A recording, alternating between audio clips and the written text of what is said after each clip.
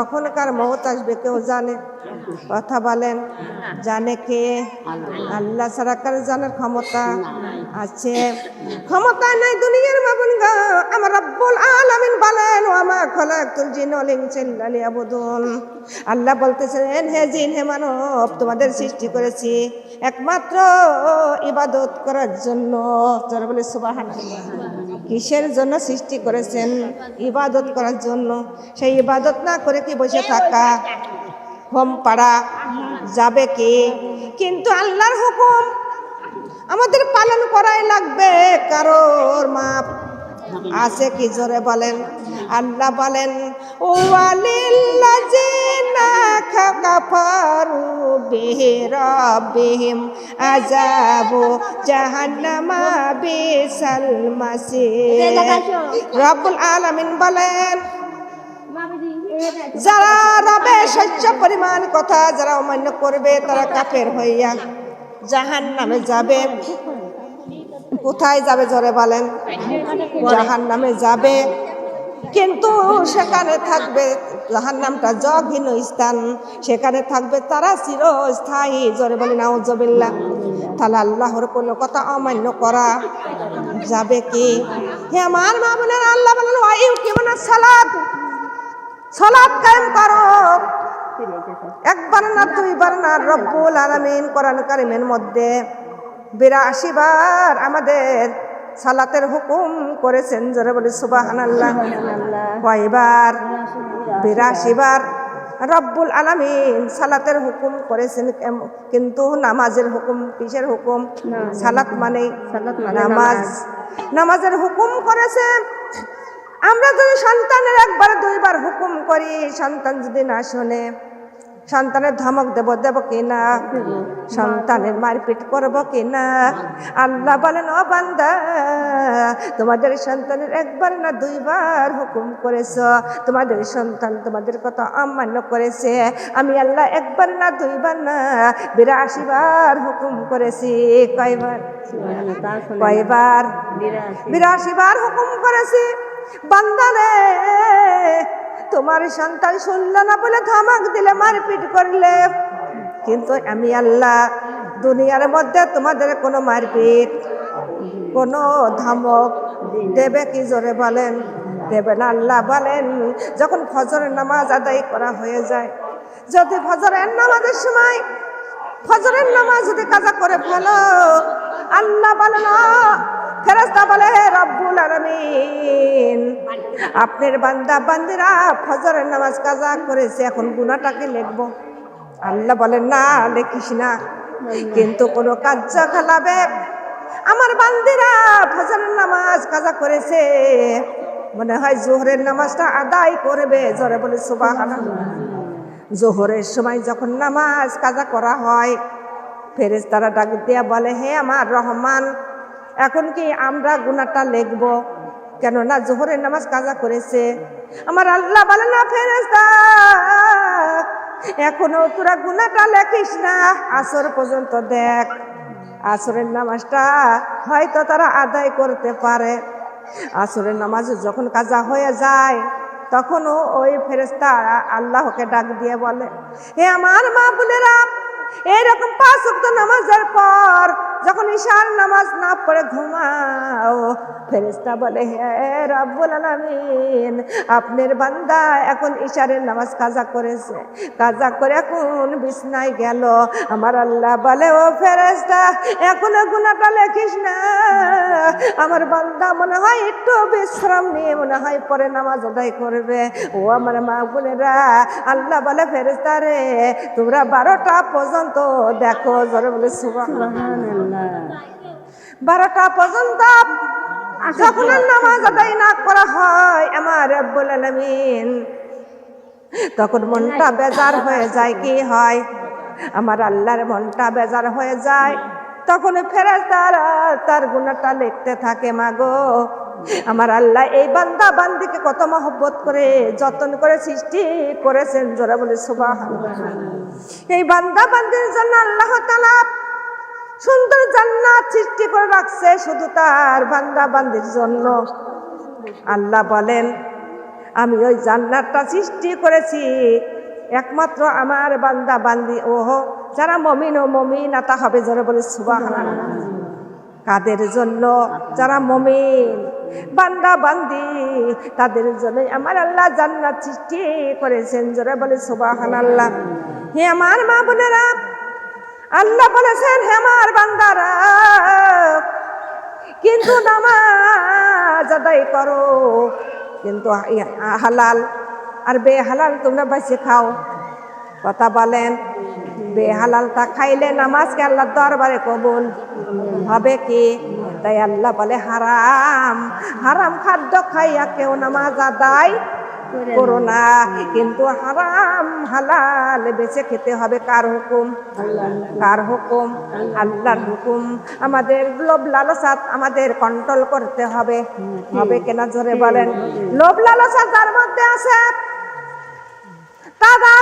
তারা যতই নামাজ পড়ুক না কেন, নামাজ আল্লাহর দরবারে কবুল। তারা তো লোভ লালসা নিয়ে দুনিয়ার মধ্যে আছে, পরের মালো খায় কিনা, মারে খায় কিনা, খাতে পারলে আর ছাড়ে না, এমন লোক আছে কিনা? তাই আমার মা বোনেরা, একটা লোক ছিল, তার নাম ছিল ইব্রাহিম বিন রহমতুল্লাহ আলাইহি। কিন্তু তিনি একদিন জানতে পারলেন আমাদের ধন সম্পদ বাড়ি গাড়ি সন্তান কেউ আমার সঙ্গে যাবে না, একা একাই কবরে যেতে হবে, একা একাই কবরের হিসাব দেওয়া লাগবে। এই কথা মনে ভাবে ইব্রাহিম বিন রহমতুল্লাহ আলাইহি সমস্ত ধন সম্পদ গুলো দান করে দিলেন, জোরে বলে সুবহানাল্লাহ। দান করে দিয়ে নিজের দালান কোঠা রেখে একটা জঙ্গলের মধ্যে তিনি বাস করতে লাগলো। একটা পণ্যের বস্ত্র, একটা গায়ের জামা, একটা জায়নামাজ, একটা কোরআন ছাড়া তার কাছে আর কিছুই ছিল না। একদিন জামাটা ছিঁড়ে গেছে, একটা সুজ নিয়ে জামাটা সেলাই করতে করতে নদীর ধার দিয়ে যায়। যাইতে যাইতে ওই সুজটা নদীর পানির মধ্যে পড়ে গেল।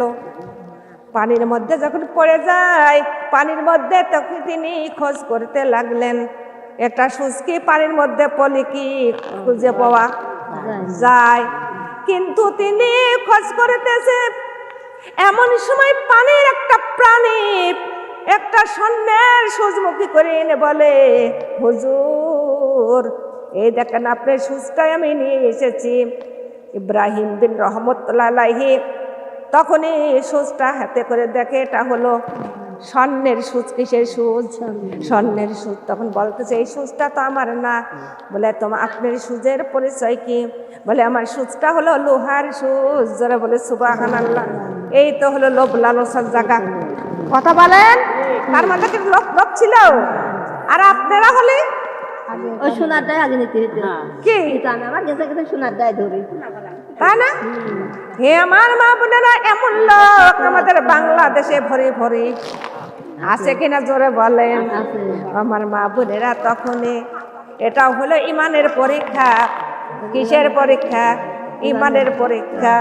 কিন্তু তখন পানির প্রাণীরা ওই পানির মধ্যে ডুবি দিয়ে আবার ওই লোহার সুজটা এনে দিলেন। তখন ইব্রাহিম বিন রহমতুল্লাহ আলাইহি লোহার সুজটা নিয়ে অনেক খুশি হয়ে গেল, আর ওই পানির প্রাণীকে ধন্যবাদ দিলেন, জোরে বলি সুবহানাল্লাহ। আবার সেই সুজটা নিয়ে নিজের জামা সেলাই করে করে আবার ওই জঙ্গলের মধ্যে চলে গেল। ইব্রাহিম বিন রহমতুল্লাহ আলাইহি গাড়ি বাড়ির কোনো তার অভাবনটন ছিল না, সবই কিছু দান করে দিল। কার পথে? আল্লাহর পথে দান করে দিয়া ওরে আল্লাহর ইবাদতে তিনি মগ্ন হয়ে গেল। ওই জঙ্গলের মধ্যে ইব্রাহিম বিন রহমতুল্লাহ আলাইহি শুধু আল্লাহর ইবাদত করে, তাছাড়া কোনো দিক তার খেয়াল ছিলেন না। আমার মা বোনেরা, একদিন কে যেন রে পিছন থেকে বলতেছে, হুজুর আপনার একদিনকার ইবাদত আল্লাহর দরবারে কবুল হয় নাই, জোরে বলি নাউজুবিল্লাহ। এমন কথা শোনার পরে ইব্রাহিম বিন রহমতুল্লাহ আলাইহির মনটা বেজার হয়ে গেল। কেননা আমি এখানে এক যুগ ধরে আল্লাহর ইবাদত করতেছি, ঘর ছাড়লাম, বাড়ি ছাড়লাম, আর সঙ্গী সাথী, কিন্তু এক আল্লাহর পাওয়ার জন্য। আর আমি রাতের দিনে তো আল্লাহর ইবাদত করে, আর আমার ইবাদত কেন আল্লাহর দরবারে কবুল হবে না? আমি তো কোনোদিন একটা টাকাও মানুষের মেরে খাই নাই, কারোর জমি জায়গা আমি কেড়ে নিই নাই, আমি তো কারোর মনে ধোকা দিই নাই, কারোর মনে কষ্ট দিই নাই। আমার তো কোনোদিন মনে পড়ে নাই এমন কথা, কোনোদিন আমি এমন কাজ করি নাই, কোনো কথা তো আমার মনে পড়ে না। কেন আমার ইবাদত আল্লাহর দরবারে কবুল হবে না? এই কথা বলে ইব্রাহিম বিন রহমতুল্লাহ আলাইহি মনে মনে চিন্তা করতেছেন আর ভাবতেছেন। চিন্তা করতে করতে ভাবতে কিন্তু একটা খেজুরের কথা মনে পড়ে গেল। ইব্রাহিম বিন রহমতুল্লাহ আলাইহি একদিন মদিনায় গিয়েছিলেন, মদিনায় যাইয়া 1 কেজি খেজুর কিনেছিলেন, কিন্তু খেজুর কিনেছিল 2টা খেজুর ওই মাটিতে পড়েছিলেন। ইব্রাহিম বিন রহমতুল্লাহ আলাইহি 2টা খেজুর তুলে মুখে দিয়ে খেয়ে ফেলেছিলেন। উনি মনে মনে ভাবেছিলেন ওই 2টা খেজুর মনে হয় আমার ওজনের ছিল, ওজন বলে সুবহানাল্লাহ। কিন্তু ওই 2টা খেজুর ওজনের ছিল না, পড়ে গেছিলেন ওই মালিকের খেজুর। তাই উনি ভাবেছে যে আমার ওজনের খেজুরই মনে হয় পড়ে গেছে। তিনি খাওয়া শুরু করলেন, কিন্তু খেয়ে ফেললেন।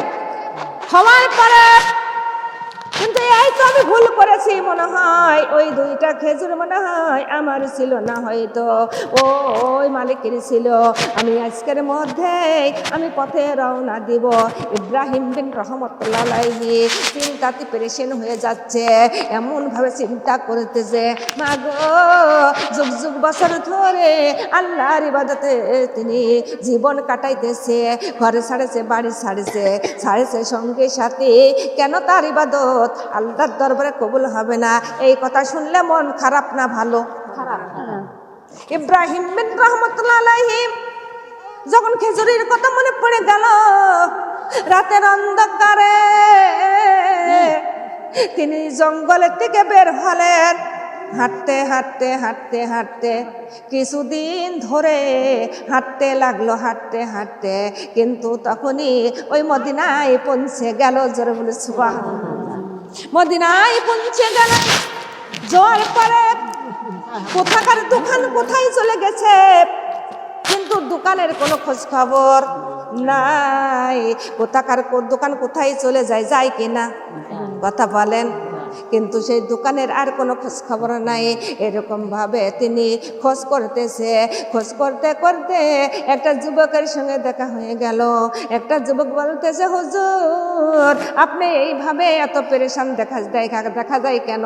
আপনি এত পেরেশান হইয়া কাকে খোঁজ করতেছেন? ইব্রাহিম বিন রহমতুল্লাহ আলাইহি বলে, যুবক, এই জায়গায় একটা লোক খেজুর বিক্রি করতো, কিন্তু সেই লোকটা কোথায় গেছে তুমি কি জানো? তখনই যুবক বলতেছে, হুজুর, ওই লোকটা আজ কিছুদিন হলো মারা গেছে। জোরে জোরে বল সুবহানাল্লাহ। কি হয়ে গেছে? মারা গেছে। সে লোকটা মারা গেছে নাই। তখন ইব্রাহিম বিন রহমতুল্লাহ আলাইহির আরো পরেশান হয়ে গেল, আরো টেনশন বেড়ে গেল। মাগো, যুবককে বললেন, যুবক রে, তার কি কোনো সন্তানাধি নাই? বলে আছে, আমি তার একটি সন্তান। আমরা হলাম 2টা ভাই, কিন্তু বাবা মরে যাওয়ার পর আমরা বাবার সম্পদ যা ছিল অর্ধি ভাগ করে নিয়েছি। কি করে নিয়েছে? ভাগ করে নিয়েছি। সে আমার ছোট ভাইটা কোথায় গেছে আমি বলতে পারি না। কিন্তু এই কথা বলার পরে তখন ইব্রাহিম বিন রহমতুল্লাহ আলাইহি 2 চোখের পানি ছেড়ে দিলেন, ছেড়ে দিয়ে কাঁদতেছেন। চোখের পানিতে তার বুক ভেসে যায়, চোখের পানি তার ঝর্ণার মতো গাল বেয়ে পড়তেছে, এমন ভাবে কান্নাকাটি করে। যুবক বলে, হুজুর, এত কাঁদতেছেন কেন? কি হয়েছে? বলতেছে, যুবক, তোমার বাবার কাছ থেকে আমি 1 কেজি খেজুর কিনেছিলাম, 2টা খেজুর মাটিতে পড়ে গিয়েছিল। ওই 2টা 2টা খেজুর তুলে আমি মুখে দিয়েছিলাম, না জানি ওই 2টা খেজুর আমার ওজনের ছিল না, তাই আমার 2টা খেজুরের হক তুমি মাফ করে দাও। মাফ না হলে আমি মাফ পাবো না, আল্লাহর দরবারে আমার কোনো ইবাদত কবুল হচ্ছে না। গোয়ালিতে গরু টানিয়ে নিয়ে চলে আসে, কথা বলে না কেন? না আপনার দেশে নেই? হ্যাঁ আমার দেশে ভাগ ধরে না কেউ। আছে। আপনি পেঁয়াজের বস্তা বাজারে নিয়ে যায়, তার মধ্যে একমাত্র চোখের পলক ফেলাতে বেলাতে 2 বস্তা নেই। আপনি এলাকায় নাই? হ্যাঁ আমার মা বোনেরা, আবার দেখবেন এই কাজও করে, আবার টুপি মাথায় দিয়ে নামাজেও যায়। তাহলে তার নামাজ কবুল হবে? কথা বলে না কেন? 2টা খেজুর খেয়ে যদি সেটা জানে না যে আমার ওজনের খেজুর না, তাও যদি তার ইবাদত আল্লাহর দরবারে কবুল না হয়, তো গরু যারা গোয়ালিতে বাইরে করে নিয়ে যায় তার কেমন? আবার সকালবেলা সারাদিন রাত চুরি করে, সকালবেলা ফজর আজান হলে পরে মসজিদ। আল্লাহ আছে না এরকম? হে আমার মা বোনেরা, ইব্রাহিম বিন রহমতুল্লাহ আলাইহি যখন এই কথাটা বললেন, যুবক বলল, হুজুর আমার যেহেতু আমরা 2টা ভাই, আমি 2টা ভাই, আমার বাবার ধন সম্পদ যা কিছু ছিল ভাগ করে নিয়েছি, কিন্তু একটা খেজুরির হক আমি মাফ করতে পারবো, আর একটা খেজুরির হক আমি মাফ করতে পারবো না। বুঝেছে? ইব্রাহিম বিন রহমতুল্লাহ আলাইহি তখনই ওই যুবক একটা খেজুরির হক মাফ করে দিল, আরেকটা মাফ করিলেন না। ওই ইব্রাহিম বিন রহমতুল্লাহ আলাইহি আবারও পথে রওনা হয়ে গেল, খোঁজ করতেছে, কতদিন ধরে খোঁজ করতেছে, খোঁজ করতে করতে অনেক দিন হয়ে গেল। তারপরে ওই যুবকের সন্ধান পেয়ে গেল, সন্ধান পেয়ে তার কাছ থেকে আবার ওই আরেকটা খেজুরের হক মাফ করে তিনি আবার সেই বাড়ির দিকে ফিরলেন, সেই জঙ্গলে চলে গেল। জঙ্গলে যে আবার আল্লাহর ইবাদতে রাত দিন কাটাইতেছে। সুবহানাল্লাহ। কিছুদিন হয়ে গেল, কে যেন রে আবার পিছন থেকে ডান দিক দিয়ে বলে, হুজুর আপনার ইবাদত এখন আল্লাহর দরবারে কবুল হয়ে যাচ্ছে। জোরে জোরে বলে সুবহানাল্লাহ। মা গো একটু চিন্তা করো, কেন আমরা আমাদের সমাজে এমন কতজন কত চুরি করতেছে, মানুষের মনে কষ্ট দেয়, ধোঁকা দেয়, এমনকি কত কি করে খাইতেছে, তার ইবাদত কে আল্লাহর দরবারে কবুল হবে কি? জোরে বলেন লা ইলাহা ইল্লাল্লাহ। তোমার ওই আমার গলা কণ্ঠ শুনতেছে, পানির মধ্যে দিয়ে আসি খালা, পানির ইল্লাল্লাহ লা ইলাহা সুবহানাল্লাহ আলহামদুলিল্লাহ লা ইলাহা কালিমা লা ইলাহা কালিমা লা ইলাহা।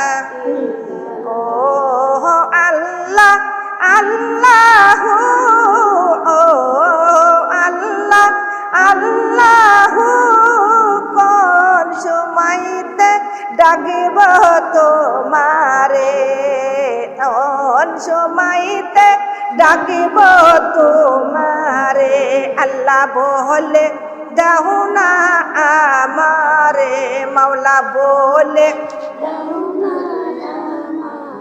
ফজর নামাজ পড়ে রে বান্দা, জোহরের নামাজ পড়ে রে বান্দা, ডাকি দিও তুমি আমারে, আল্লাহ আল্লাহ আল্লাহু, কোন সময়তে ডাকিব তোমারে, আল্লাহ আল্লাহ